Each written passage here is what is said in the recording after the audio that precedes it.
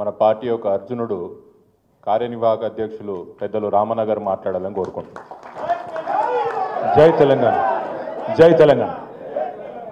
గౌరవనీయులైన పెద్దలు, మీ అందరికీ ముఖ్యంగా చేవెళ్ళ రాజేంద్ర నగర్ ప్రాంతానికి సుపరిచితురాలు, మీ ఆడబిడ్డ, మీ ఇంటి కోడలు, ఇంకా మీకు అమ్మలాంటి నాయకురాలు, పెద్దలు మాజీ మంత్రివర్యులు మహేశ్వరం శాసనసభ్యురాలు అక్క శ్రీమతి సబితా ఇంద్రారెడ్డి గారు, గౌరవనీయులు, తప్పకుండా మీ అందరి ఉత్సాహం, మీ అందరి ఆవేశం చూస్తుంటే ఎంతో కాలం లేదు, తొందరలోనే తప్పకుండా రాజేంద్ర నగర్కు కాబోయే ఎమ్మెల్యే గారు సోదరుడు మా తమ్ముడు పట్లోళ్ళ కార్తీక్ రెడ్డి గారు, అదేవిధంగా వేదిక పైన ఉన్న సోదరి ములుగు నియోజకవర్గ ఇన్ఛార్జ్, మొన్న జరిగిన ఎన్నికల్లో పోటీ చేసి కొద్దిపాటి ఓట్ల తేడాతో అక్కడ ఓటమి పాలైన మా చెల్లెలు బడే నాగజ్యోతి గారు, వేదిక పైన ఆసీనులైన పెద్దలు అనంతరెడ్డి గారు, అదేవిధంగా సోదరి అర్చన గారు, ధర్మారెడ్డి గారు, ఇంకా DCMS అధ్యక్షులు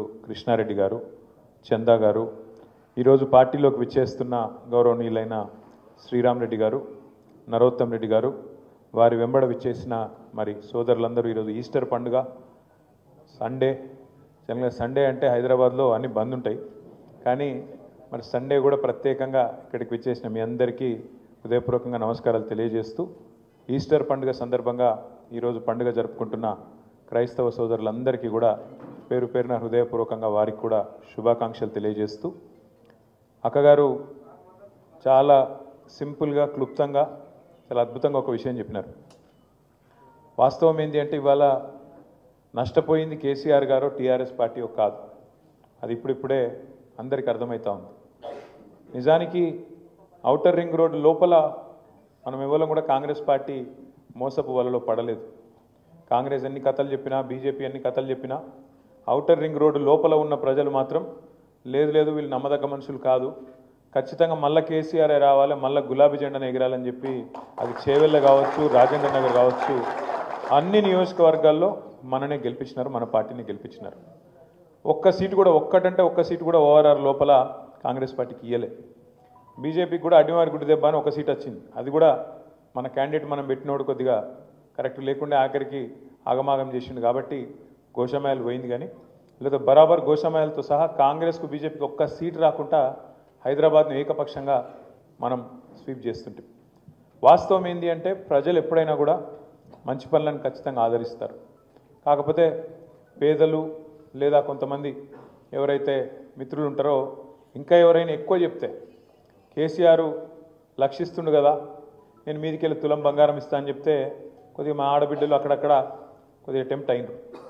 రైతులు కేసీఆర్ 10,000 ఇస్తుండు కదా, నేను 15,000 ఇస్తా అంటే, నువ్వు అర్జెంటుగా ఊరికి 2 లక్షల లోన్ తెచ్చుకో, నేను వస్తూనే ఉన్నా, వచ్చిన మర్నాడే సంతకం పెడతా, మొదటి సంతకం పెడతా అంటే రైతులు కొద్దిగా టెంప్ట్ అయినరు.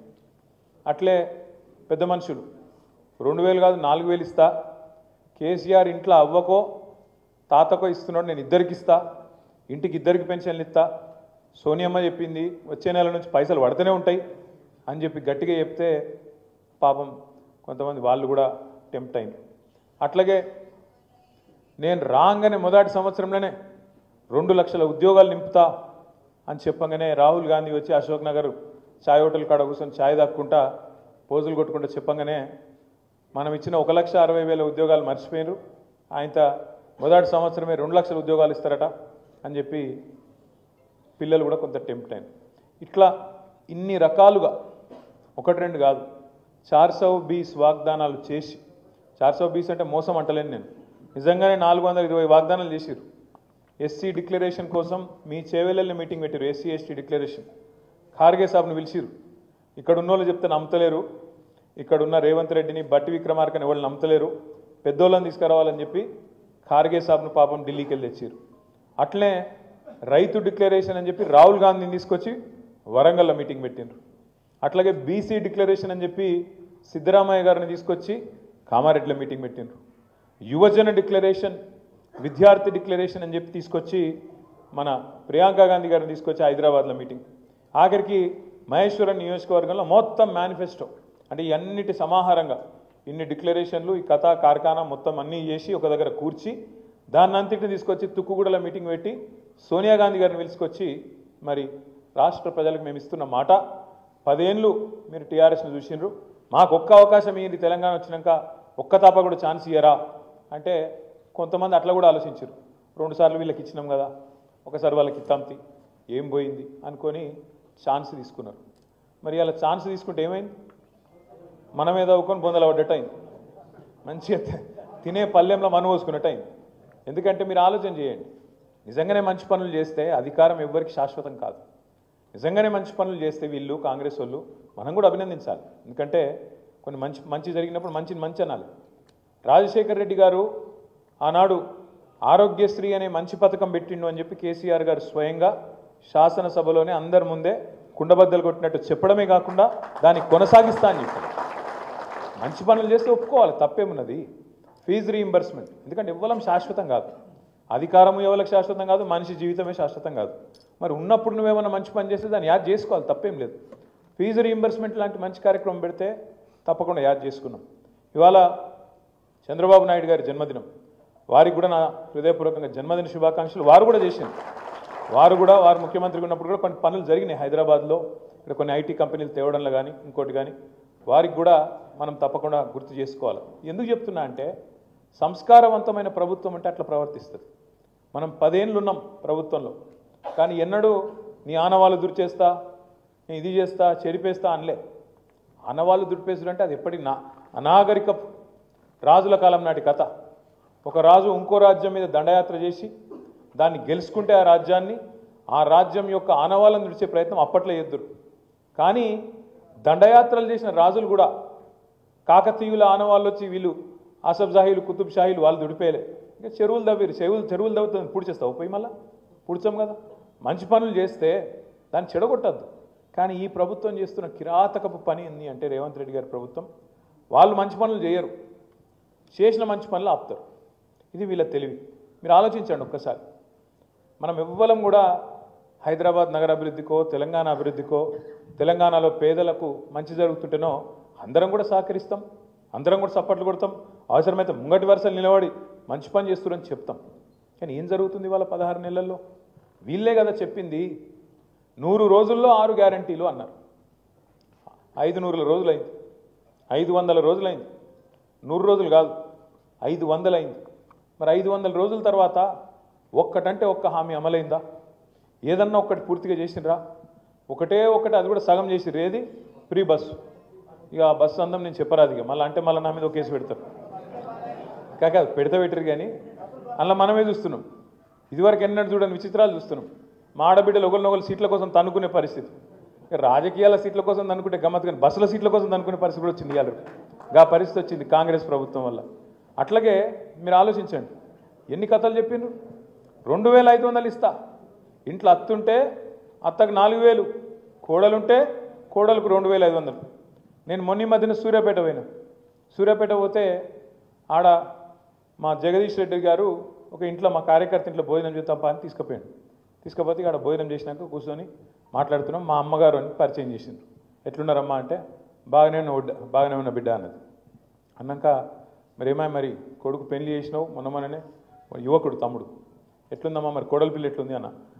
ఏం కోడలి పిల్ల బిడ్డ, వస్తే ఒక తులం బంగారం తెస్తుంది అనుకున్నా, నెలకు 2500 వస్తుంది అనుకున్నా, ఏది రాకపోయా అన్నది. ఆ కోడలి పిల్ల కూడా బాగా గడుస్తున్నది. అత్తమ్మ నువ్వు కూడా 4000 పెన్షన్ వస్తుంది అన్నావు కదా, ఏడబోయిందని ఆమె అంటుంది. నేను మనసులు అనుకుంటే అత్తగోడలకు మరి రేవంత్ రెడ్డి కొత్త అత్తగోడలకు కూడా పంచాయతీ పెట్టింది. గా పరిస్తున్నది ఇవాళ. అంటే ఇది ఒక్కింటి కథ కాదు, ఇంటింటి రామాయణం ఇవ్వాలి. ఇక మీ బాధనైతే రంగారెడ్డి జిల్లా వాళ్ళది చెప్పరాదిగా. అసలు ఎట్లుండే కేసీఆర్ గారు ఉన్నప్పుడు 10 ఏళ్ళు ఒక్క ప్లాట్ కాడికి కానీ, వెంచర్ కాడికి కానీ, ఒక బిల్డింగ్ కాడికి కానీ ఎవడన్నా పోయి దాదాగిరి చేసి కూడా ఆ దమ్మున్నోడు లేకుండే. ఈరోజు గద్దళ్ళకి ఇంతకుముందు తమ్ముడు కరెక్ట్ చెప్పిండు, అదే షరాబ్ బండి పడిపోతే దానికి చుట్టూ మొత్తం ఎవరికి అందినంత వాడు దండకపోయినట్టు, ఇక దొరికిందే ఛాన్స్ ఆయన తంతే గంపల బుట్టలు పడ్డామన్నట్టు ఎవ్వలకు దోషింది వాళ్ళు. మీరు గమ్మత్ ఏమనిపిస్తుంది అంటే కొన్ని మాటలేమో పెద్దగా చెప్తారు. హైడ్రా ఏంద్రా బై హైడ్రా అంటే, హైడ్రాతోని ఆస్తులు కాపాడుతాం. ఎవల ఆస్తులు కాపాడుతావు? హైడ్రాతోని ఆస్తులు కాపాడుతాం. ఎవల ఆస్తులు కాపాడుతారంటే పక్కా కాపాడుతురు.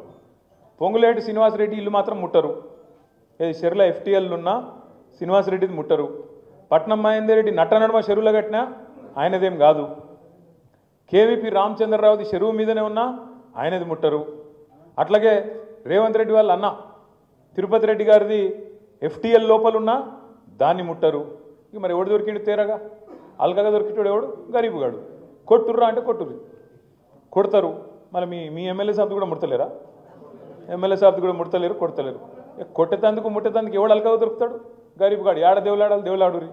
ఒక బస్తున్నది, ఇందులో గరీబుగాళ్ళు వచ్చి వాళ్ళు వేసుకున్నారు, ముడిచారు. కొట్టుర్రా అంటే కొట్టురు. ఏం చేయాలి మళ్ళీ? కింద మళ్ళీ ఎవరికో లాంచాలు, రకరకాల కథలు, కార్యక్రమాలు మీకు అన్నీ తెలుసు. నేనేమంటున్నా అంటే 24 గంటలు నెగిటివ్ పనులేనా? పాజిటివ్ పనులు చేసేదేం లేదా? 24 గంటలు ఏది గులగొట్టాలి, ఏది రద్దు చేయాలి? మనం ఇక్కడ షేర్లింగంపల్లి నియోజకవర్గంలో ఇక్కడ మైండ్ స్పేస్ అని మొత్తం ఐటీ ఏరియా అంతా ఉంటుంది. ఆన్చెల్లి సీదా శంషాబాద్ ఎయిర్పోర్ట్కు మరి ఎయిర్పోర్ట్ ఎక్స్ప్రెస్ అని పెట్టినాం. రేవంత్ రెడ్డి గారు రాగానే తీసుకున్న మొదటి నిర్ణయం ఎయిర్పోర్ట్ ఎక్స్ప్రెస్ రద్దు. మొత్తం మీరు ఆయన దగ్గర మీకెళ్ళే పోతుంది. నేను అడిగిన ఎందుకు అని. ఏం లేదు, అలా మీ భూములు ఉన్నాయట మధ్యలో, ఇది నాయట. ఉంటే ఎక్కడో చెప్పురా పోయి నేనే తిరుగుతున్నా, నాకే తెలియదు. ఉంటే నాకు చెప్పని నేనన్నా. నేను అడిగిన, మెట్రోలో ఫోన్ చేసి అడిగిన, ఏం పుట్టింది ఆయనకు? టెండర్ కూడా అయిపోయి కొబ్బరికాయ మేము సార్ వచ్చి శంకుస్థాపన చేసే 2 ఏళ్ళలో ఒడిచిపోతుంది. ఎందుకంటే నా ల్యాండ్ ఎక్విజిషన్ కూడా లేదు. సీదా మంచిగా ఆ రింగ్ రోడ్ వెంబడే అప్పుడు రాజశేఖర రెడ్డి గారి టైంలో దానిలో కారిడార్ పెట్టిర్రు మంచిగా. అందుకే ఘాటు పెట్టినాం. తక్కువ ఖర్చుతోని మంచిగా సౌలభ్యం అయిపోతుంది. రాంగా పొంగ ట్రాఫిక్ పెరుగుతుంది. కట్టేతందుకు కూడా 2-3 ఏళ్ళు పడుతుంది. దెబ్బని ఉడగొడదామని పెడితే అండ్లనట నా భూములు ఉన్నాయని చెప్పి రద్దు చేసినట. అంటే ఇక మరి తొవ్వెంబడి ఉన్న వాళ్ళ భూములన్నీ సంగతి ఏంటి? మరి ఇప్పుడు కాంగ్రెస్లో భూములు కూడా తీద్దామని లేనండి ఉన్నాయి. అంటే ఎంత పాగలు ముచ్చట అంటే రాగానే ఒకరోజు ఫార్మాసిటీ రద్దు, ఒకరోజు రద్దు అంటారు. మళ్ళీ తెల్లారేదో 4th city, future city, AI city, ఇంకేదో స్కిల్ సిటీ, ఇది ఒక దిక్కు నడుపుతారు. ఇంకో దిక్కు మూసి అంటారు. మరి ఇవన్నీ చేసేందుకేమో పైసలు లేవట. ఏది ఆడపిల్లలకు 2500 ఇచ్చేందుకు పైసలు లేవు, రైతులకు రైతు బంధు ఇచ్చేందుకు పైసలు లేవు, రైతు రుణమాఫీ చేసేందుకు పైసలు లేవు, తులం బంగారం ఇచ్చేందుకు పైసలు, విద్యార్థులకు స్కూటీలు ఇచ్చేందుకు పైసలు. మరి ఏమిటికున్నాయి? వీటికి పైసలు లేవు. స్కాలర్షిప్ లేవు, మన్ను లేదు, మశానం ఏది లేవు. ఇవన్నిటికీ లేవట. కానీ మూసీకి మాత్రం 1,50,000 కోట్లట. ఎందుకే 1,50,000 కోట్లు మూసి? ఆ మూసీతోని మురిసే రైతులు ఎంతమంది, వచ్చే ఆయకట్టు ఎంత, వచ్చే ఉద్యోగాలు ఎన్ని, దానివల్ల వచ్చే లాభం ఏంది అంటే చేయొద్దు అంటలేం. షోకులు ఎప్పుడు వాడాలి? ముందు కడుపు నిండాక వాడాలి. ఇక కడుపు నిండికే దిక్కులేదంటీడా. అదే అంటారు చూడు, మింగ మెతుకులేదు కానీ మీసాలకు సంపెంగ నూనె పెట్టిండే టెన్కటికి కూడా. మిగతాందుకేమో మెతుకు లేదట, మీసాలకు మాత్రం సంపెంగ నూనె. పోజులు ఎందుకు నాకు అర్థం కాదు. రైతుకు రైతు బంధు ఇవ్వవు, రుణమాఫీ చక్కగా చేయవు. మొన్న అక్క ఒక మంచి మాట చెప్పింది. నవాపేటకు పోయింది అక్క, రైతు ధర్నా చేస్తున్నారు. ఏమని? రుణమాఫీ చేయాలి, నువ్వు చేసింది చారానా, బయట చెప్తుంది బారానా, నీ ప్రకటనలకే ఎక్కువ ఖర్చు అవుతుంది, నీ ఫోటో చూడలేక వస్తున్నాం కాబట్టి అదేదో బంధు పెట్టు అని చెప్పి మొత్తం ధర్నా మొత్తం చేసి రుణమాఫీ పూర్తి చేయి అని చెప్పి ధర్నా చేస్తే ఒక రైతు, సామాన్య రైతు సబితమ్మతో ఏమంటాడు తెలుసా? చేస్తారమ్మా రుణమాఫీ, ఇది ఫిబ్రవరి నెలలో అవుతుంది ధర్నా. అయితే చేస్తారమ్మా రుణమాఫీ, పక్కా చేస్తాడమ్మా రేవంత్ రెడ్డి అన్నాడట. ఎప్పుడు చేస్తాడే అన్నదట. ఏముందమ్మా ఫిబ్రవరి 31 ఉంది కదా, అందులో చేస్తాడు, లోపల అయిపోతుంది. అంటే ఎంత దగాకోరు, ఎంత బట్టెవాజ్ ప్రభుత్వం ఇది అనేది ఒక సామాన్య రైతుకు కూడా నవాపేటలో కూడా అర్థమైంది. ఫిబ్రవరిలో 31 ఉంటుంది, అంత మీరు ఎవరైనా మోసపోయారు. అది రాదు, ఇది కాదు. గట్లా ఫిబ్రవరి 31 రాదు, రేవంత్ రెడ్డి రుణమాఫీ కాదు. ఇట్లా అన్ని హామీలు ఇంతే. మీరు ఆ సినిమా చూడొచ్చు, అహనా పెళ్ళి అంటాను సినిమా వచ్చింది నేను చిన్నగా ఉన్నప్పుడు. అందులో ఒక ఆయన అంటాడు అన్నట్టు, అల్లుడు వస్తాడు ఇంటికి, మామగారు నాకు చికెన్ తినాలని ఉంది అంటాడు. చికెన్ కూర, కోడి కూర. అది ఎంత హుషారుగా తెలుసా, నీకు తినిపిస్తా అంటాడు. మా మామ ఎంత మంచివాడు, బ్రహ్మాండమైన మనిషి, నాకు చికెన్ కూర పెడతాడట అయ్యాలని చెప్పి పాపం అల్లుడు ఆశగా ఆకలి మీద ఉంటాడు, చేయి కట్టుకొని వచ్చి కూర్చుంటాడు. కూర్చోబెడతాడు, పళ్ళెం పెడతాడు, పీటేస్తాడు, ముంగట కోడిని కడతాడు అట. ఏమాయంటే చూడు, దాన్ని చూసుకుంటే దీను రేవంత్ రెడ్డి ప్రభుత్వం కదా కూడా అంతే. ఏదిరా 6 గ్యారెంటీలు, ఏదిరా 420 హామీలు, అగో వస్తూనే ఉంది. రేషన్ కార్డులు అని చెప్పి ఎన్ని రోజులే ఆగాలి, రేషన్ కార్డులు అని చెప్పి ఎన్ని రోజులే కొత్త రేషన్ కార్డులని చెప్పబట్టికి 1.5 year. దరఖాస్తులు అన్నారు, ప్రజాపాలన అన్నారు, 1 కోటి మందితో దరఖాస్తులు పెట్టించారు. ఒక్క కార్డు వచ్చిందా ఎక్కడైనా? ఇందిరమ్మ ఇండ్లని 2 బడ్జెట్లో పెట్టిరు. కేసీఆర్ అటని లేదు, డబుల్ బెడ్రూమ్ ఇల్లు కొల్లూరులో కనబడతలేవు, రాంగ ఒకటే కాడ 17,000 ఇండ్లు ఉన్నాయి, అవేం లేవట, కనబడతలేవు. కానీ మేము ఇస్తాం అని చెప్పి ఇవాళ డబల్ బెడ్రూమ్ ఇందిరమ్మ ఇండ్లు అని చెప్పి 2 బడ్జెట్లలో పెట్టిర్రు. 2 బడ్జెట్లలో ఏం పెట్టిర్రు? మేము ఖచ్చితంగా ఒక్కొక్క నియోజకవర్గానికి 3,500 4,000 ఇండ్లు ఇస్తామని చెప్పారు. మరి కాగితాలు ఇచ్చినరో సచ్చిరో నాకైతే తెలియదు. కానీ మరి ఎక్కడ ఇల్లు ఒక ఇటుకరాయి పెట్టింది లేదు, పునాది తవ్వింది తెలియని లేదు. ఇంకా అలా చెప్పారు మిగతా వాళ్ళకి 5 లక్షలు, ఎస్సీ ఎస్టీలకు 6 లక్షలు అన్నారు. 6 లక్షలు లేదు, 6 పైసలు కూడా ఇప్పటివరకు దిక్కు లేదు. వాస్తవం ఏంటి అంటే ఇలా కాంగ్రెస్ పార్టీ పూర్తి స్థాయిలో ఫెయిల్ అయింది.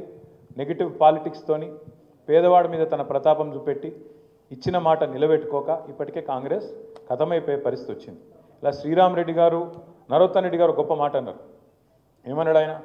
కేసీఆర్ ఉన్నప్పుడు గల్లా ఎగిరేసుకొని తిరిగే విధంగా పనిచేసినాం సర్పంచులు అని. ఆయన చెప్పుడే కాదు, కేంద్ర ప్రభుత్వం ఇచ్చే అవార్డులు, పంచాయతీరాజ్ దినోత్సవం నాడు ఇచ్చే అవార్డులు మొత్తం భారతదేశంలో మన జనాభా 3% కంటే తక్కువ ఉంటుంది తెలంగాణ. కానీ 3% కంటే తక్కువ ఉన్న తెలంగాణ దేశ జనాభాలో 30% అవార్డులు ఉత్తమ పంచాయతీలకు గెలుచుకున్నది కేసీఆర్ గారి నాయకత్వంలో. అది కాదా? ఏదన్నా ఒక రాష్ట్రంలో ఈ భారతదేశంలో ప్రతి పల్లెకు ఒక నర్సరీ ఉన్న ఊరు చూపెడతారా? నాకు ఒక రాష్ట్రం చూపెడతారా ఈ దేశంలో? ప్రతి పల్లెకు ఒక నర్సరీ, ప్రతి పల్లెకు ఒక పల్లె ప్రకృతి వనం. జనరల్గా పార్కులు హైదరాబాద్ ఉంటాయి, పట్టణాల్లో ఉంటాయి. కానీ కేసీఆర్ గారి నాయకత్వంలో ప్రతి పల్లెలో, ప్రతి పల్లెటూరులో ఒక పార్కు కట్టినాం, పల్లె ప్రకృతి వనం. ప్రతి గ్రామంలో ఒక డంపింగ్ యార్డ్, ఒక శ్మశాన వాటిక, ఒక రైతు వేదిక, అందరికీ ఇంటింటికి నీళ్లు, ఎక్కడ పోయినా చెట్లతోని పచ్చదనం స్వాగతం పలికే విధంగా ఏర్పాట్లు. ఎవరన్నా చేసినరా ఇంత లోతుగా అధ్యయనం చేసి పల్లెటూళ్ళకి ఏం కావాలి, పట్టణానికి ఏం కావాలి, పల్లెటూళ్ళకి కావాల్సినవి పల్లెటూళ్ళు చేయాలి, పట్టణంలో అవసరం పడే అండర్ పాసులు, స్కైవేలు, ఇక్కడికి రావాల్సిన ఐటీ కంపెనీలు, ఇక్కడ కావాల్సిన మోరీలు, రోడ్లు, ఇక్కడ కావాల్సిన స్ట్రీట్ లైట్లు, ఇక్కడ ఏర్పాటు చేయాల్సిన సీసీ కెమెరాలు, ఇక్కడ రక్షణ కోసం తీసుకోవాల్సిన చర్యలు, మెట్రో లాంటి ప్రజా రవాణా సౌకర్యాలు, ఇవన్నీ 10 ఏళ్లలో అటు పల్లెలు ఇటు పట్టణాలు జోడెద్దుల్లాగా పరుగులు పెట్టించలేదా కేసీఆర్ గారు? అటు అభివృద్ధిని ఇటు సంక్షేమాన్ని రెండింటిని కలుపుకొని తీసుకపోలేదా?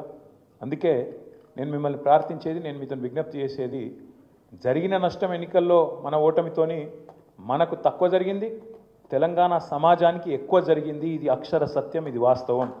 ఇప్పుడు రాబోయే ఎన్నికల్లో మనం గెలవడం అనేది మన కోసం కాదు, నిజంగా కూడా చెప్తున్నా. తెలంగాణ సమాజానికి మళ్ళీ తిరిగి కేసీఆర్ గారిని ముఖ్యమంత్రి చేసుకోవడం అనేది ఒక చారిత్రక అవసరం. మళ్ళొక్కసారి జరిగిన ఈ నష్టాన్ని పూడ్చుకునే బాధ్యత తప్పకుండా తెలంగాణ సమాజం మీద, మనందరి మీద కూడా ఉన్నది. తెలంగాణ సమాజం అంటే అన్నదమ్ములు మనోళ్ళు బయట వాళ్ళు చూసుకుంటారు, మాకేందని మనం ఇంట్లో అంటే కష్టమవుతుంది. ఖచ్చితంగా ఏప్రిల్ 27 నాడు ఇక్కడికి వచ్చిన ప్రతి ఒక్కరూ, మరి మన ఇంటి పండుగ అది, మన పార్టీ 24 ఏళ్ళు పూర్తి చేసుకొని 25వ సంవత్సరంలో అడుగు పెడుతున్న ఒక అద్భుతమైన సందర్భం. ఈ రాష్ట్రంలో అంటే తెలంగాణ అయినాక తెలంగాణలో, ఇదివరకు ఉమ్మడి ఆంధ్రప్రదేశ్లో స్వాతంత్రం వచ్చిన 78 సంవత్సరాల్లో ఎన్నో రాజకీయ పార్టీలు పుట్టినాయి, ఎన్నో పోయినాయి. కానీ విజయవంతంగా నిలదొక్కున్నాయి కేవలం 2 పార్టీలు. ఒకటి ఆనాడు స్వర్గీయ ఎన్టీ రామారావు గారు స్థాపించిన తెలుగుదేశం పార్టీ ఒకటైతే, రెండవది మరి తెలంగాణ ఆత్మగౌరవాన్ని ఆకాశ స్థాయికి తీసుకుపోయి స్వరాష్ట్రాన్ని సాధించిన గులాబీ జెండా మన నాయకుడు కేసీఆర్ గారి నాయకత్వంలో రెండోది. ఈ రికార్డు ఎవరు చేర్పలేరు. ఎన్టీఆర్ గారి రికార్డుని ఎవరు కొట్టలేరు, కేసీఆర్ గారి రికార్డును కూడా ఎవరు తారుమారు చేయలేరు. కేసీఆర్ గారి ఆనవాళ్లను తుడి చేస్తానని ఎవరన్నా అనుకుంటే ఆయన కర్మది, ఆయన అజ్ఞానం తప్ప ఇంకోటి కానే కాదు. మనకు రేవంత్ రెడ్డినో ఇంకొకరినో తిట్టాల్సిన అవసరం లేదు. మనం అనవసరంగా వాళ్ళ మీద నోరు వారేసుకొని మన నోరు ఖరాబ్ చేసుకునే అక్కర కూడా లేదు. మనం చేయాల్సిందల్లా ఒకటే, నిజంగా తెలంగాణ ప్రజలకు ఎవరైతే మేలు జరుగుతుంది, ఎవరైతే తెలంగాణ రైతుకు మేలవుతుంది, ఎవరైతే తెలంగాణలో ఉన్న యువతకు మేలవుతుంది, ఎవలకు తెలంగాణ మీద ఎక్కువ ప్రేమ ఉంటుంది, ఈ చర్చ మనం గల్లీ గల్లీలో పెట్టాలి. ఎవల వల్ల తెలంగాణ మహిళకు లాభం అవుతుంది, ఎవల వల్ల తెలంగాణలోని పేదలకు లాభం అవుతుంది, ఈ చర్చ పెట్టాలి.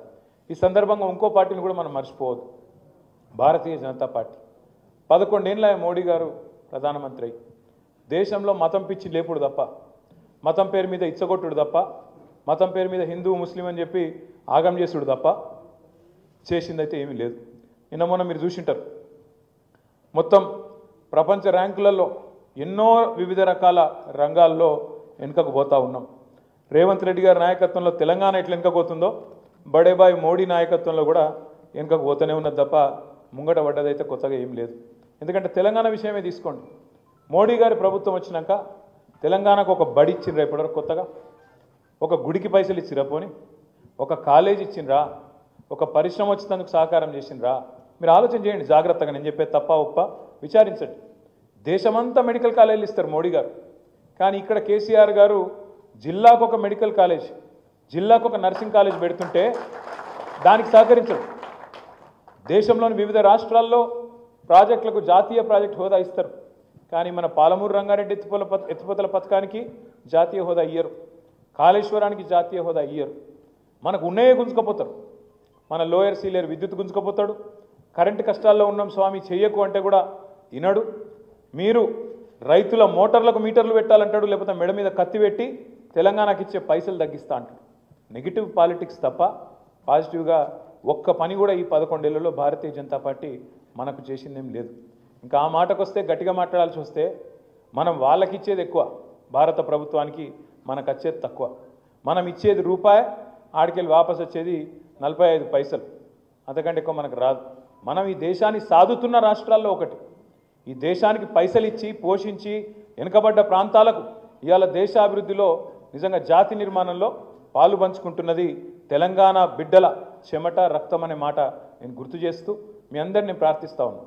ఈ మత పిచ్చి అనేది సాటి సోదరుని సోదరుడుగా చూడకుండా, సాటి మనిషిని మనిషిగా చూడకుండా ఆయన హిందూ, ఈయన ముస్లిం, ఈయన క్రిస్టియన్ అని చెప్పి ఎంతసేపు ఆ ముద్రలేసి సమాజాన్ని విచ్ఛిన్నం చేయాలన్న ఆలోచన తప్ప లేకపోతే ఏం కథలు ఇవన్నీ. ఒక ఆయన మాట్లాడుతాడు బీజేపీ ఆయన, హిందూ ఖత్రేమే అంటాడు. ఏది హిందువులట ప్రమాదంలో ఉన్నారట, హిందూ ఖత్రేమే హే అంటే నాకు ఒకటి అర్థం కాలేదు. 2014 దాకా హిందూ ఖత్రేమే నయ్యే, 2014 తర్వాతనే హిందూ ఖత్రేమే హే అంటే అదేం లెక్క? ఇన్ని రోజులట హిందువులు ప్రమాదంలో లేరట, ఇప్పుడు మాత్రమే అయినట్టు. మరి మోడీ గారు వైఫల్యం చెందినట్టేనా, ఫెయిల్ అయినట్టేనా మరి మోడీ?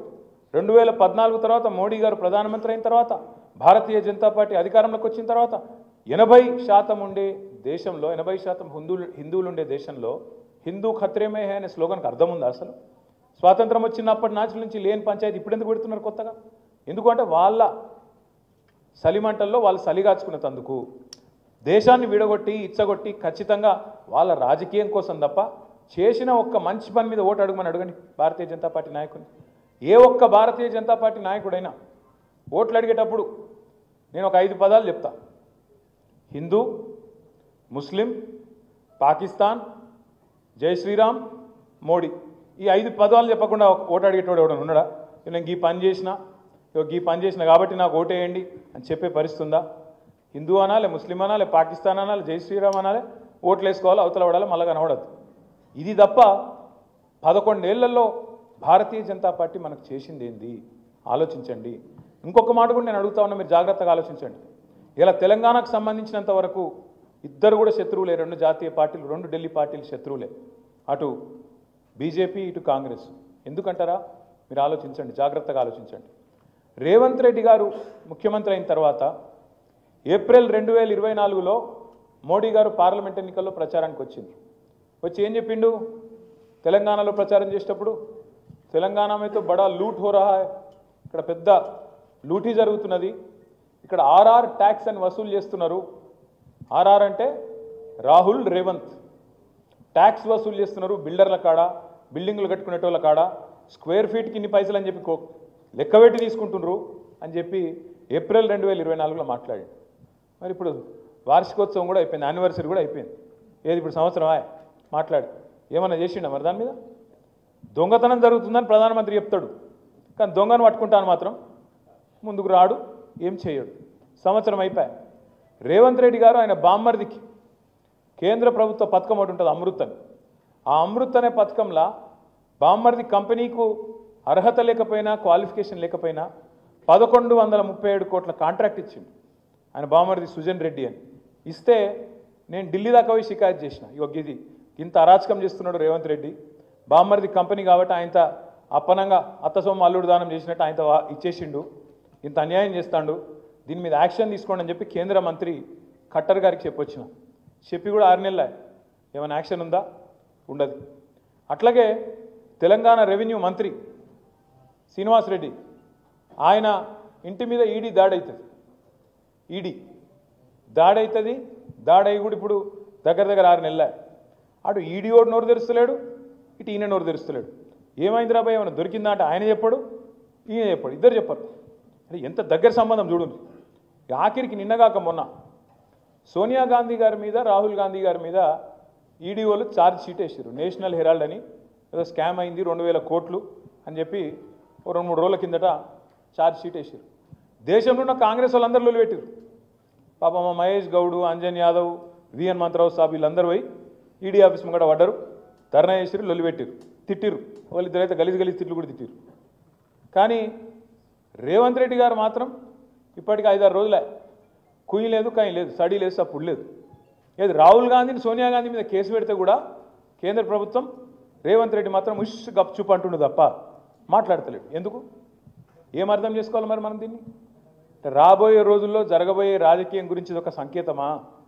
2 పార్టీలు ఒకటై ఒకరినొకడు కాపాడుకుంటూ బీఆర్ఎస్ను ఖతం చేసి మళ్ళీ మనం చూసుకుందామనే ఒక దానికి ఒక ఆలోచన.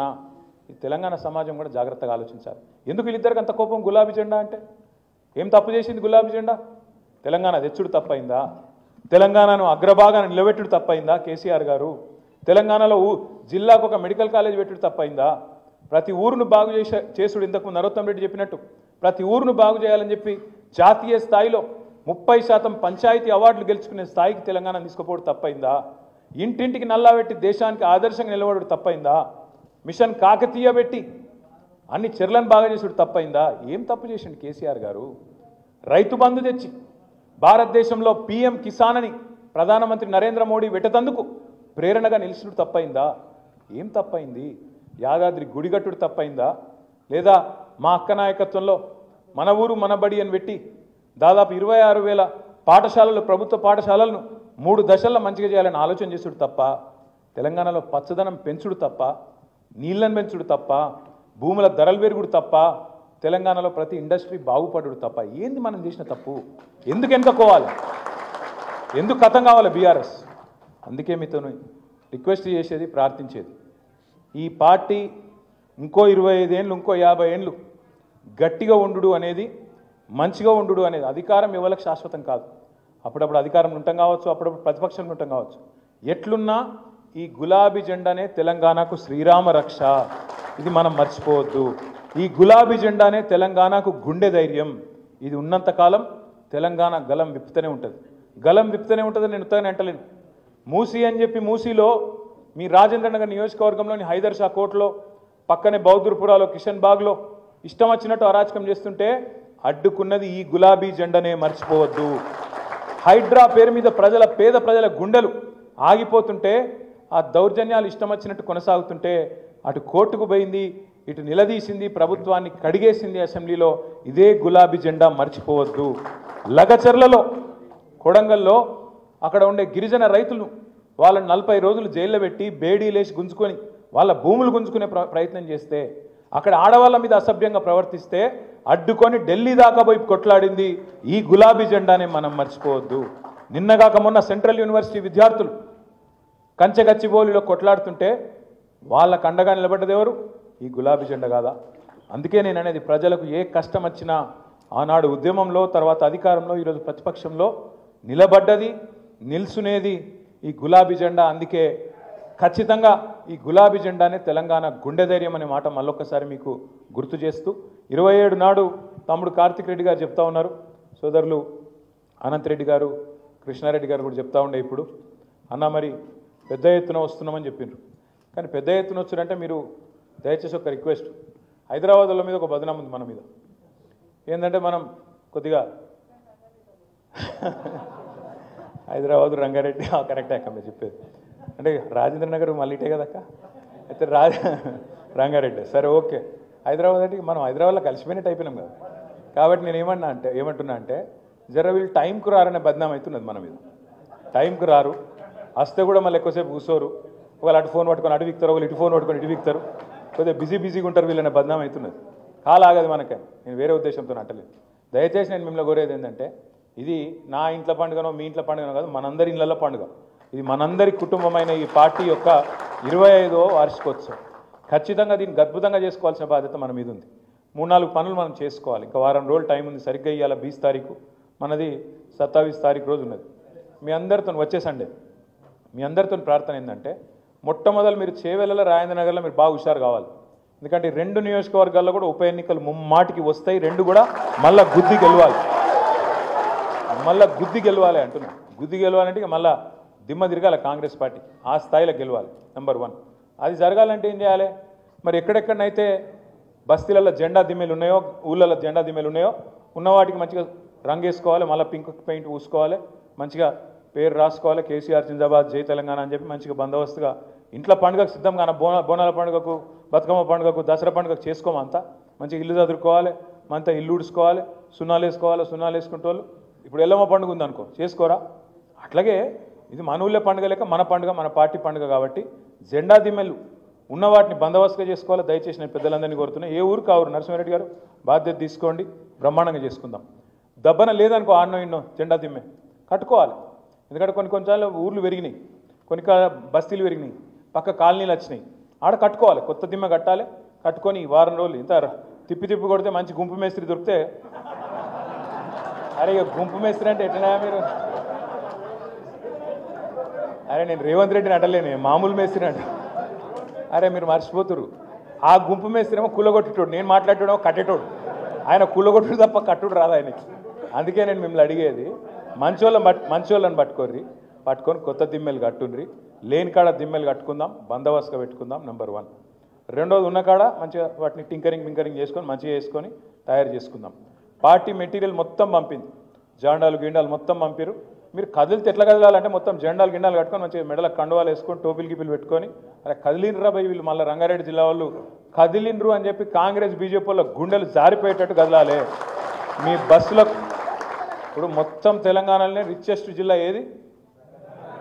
మరి మీ కాడ కార్లు ఏం తక్కువ లేవు నాకు తెలుసు. కానీ మరి పార్టీ దూరం అవుతుంది కదా అని చెప్పి బస్సులు పార్టీ ఇంతజాం చేసింది.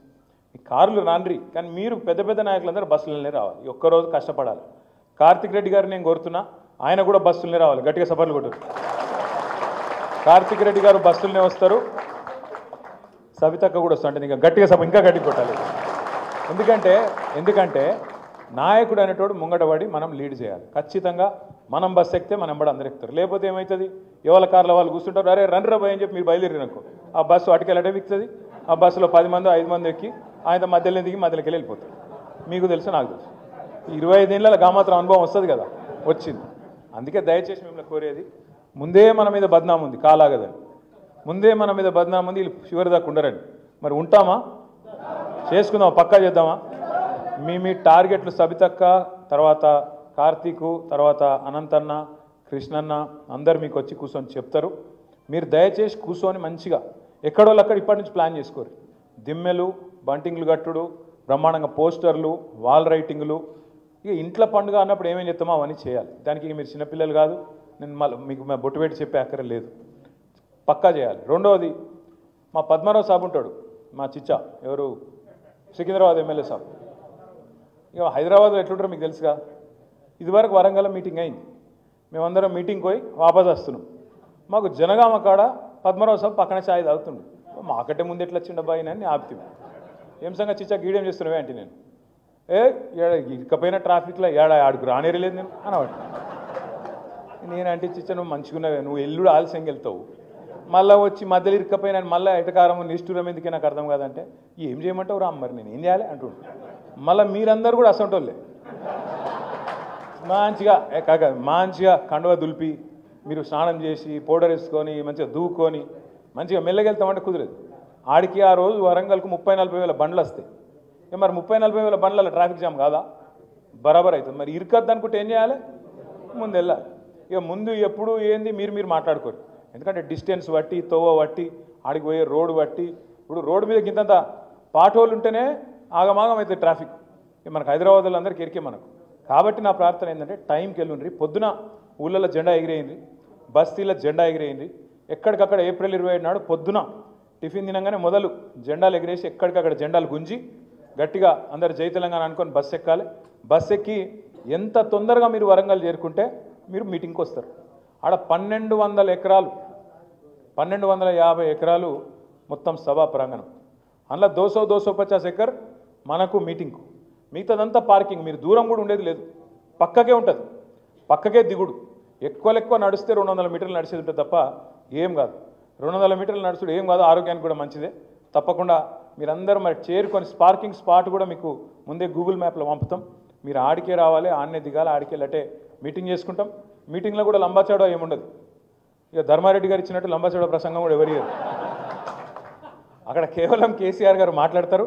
మాట్లాడినాక మళ్ళీ మనం బస్సు ఎక్కుడే, మళ్ళీ మనం డిన్నర్కు ఇంటికి చేరుకున్నాడే.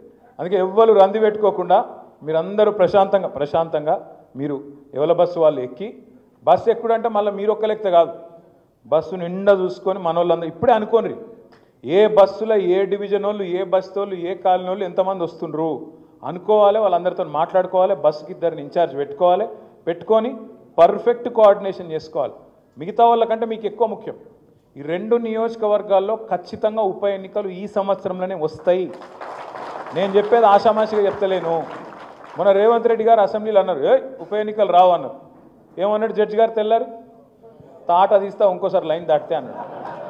ఊకుంటుందా మరి సుప్రీంకోర్టు ఇష్టం వచ్చినట్టు మాట్లాడితే?